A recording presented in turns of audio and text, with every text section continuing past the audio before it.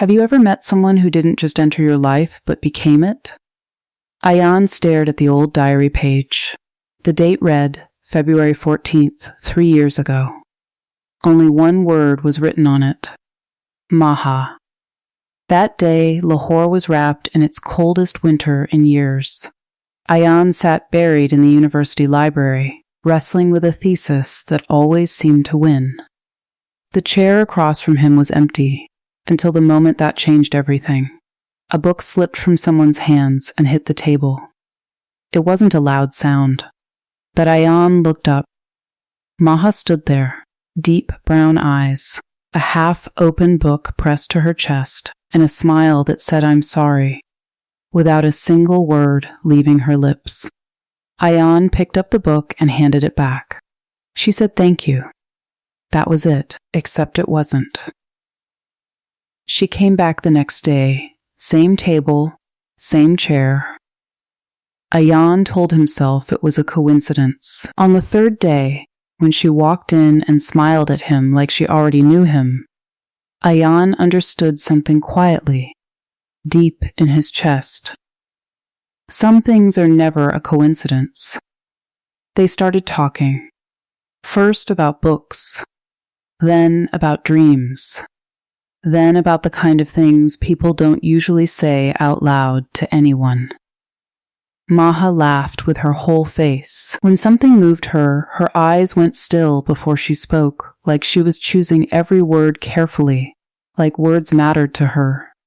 And Ayaan, who had always rushed through conversations, found himself slowing down, listening, staying. Weeks passed. Then months.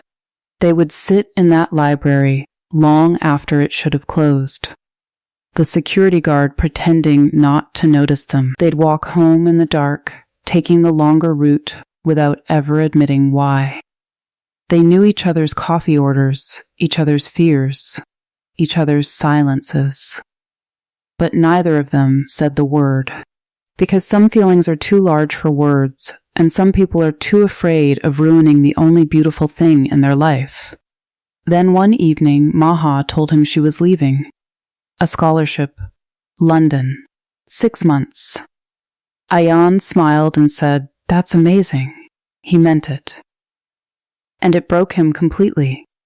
The night before her flight, they sat on the rooftop of her building, a shared cup of tea between them going cold. The city hummed below. Stars were out, rare for Lahore. "Will you write to me?" she asked. "Every day," he said. She looked at him then, really looked, the way she always did before saying something that mattered. "Ayaan, say what you've never said." The wind moved. The city breathed. 3 years of unspoken words sat between them like a held breath. "I'm terrified," he said finally, "that I built my whole world around a person who was always supposed to leave." Maha set down the cup. She took his hand, slowly, deliberately, like she had been planning it for a long time. "What if," she whispered, "I was always supposed to come back?" He wrote to her, every single day. And 6 months later, when her flight landed and she walked through the arrival gate, Ayaan was standing there, heart in his throat, a terrible bouquet of flowers in his hand, that he'd already dropped once. She stopped when she saw him. Then she laughed, with her whole face, exactly the way he remembered. And Ayaan understood, finally, what he had always known. Some people don't just enter your life. They find the part of you that was waiting, and they stay.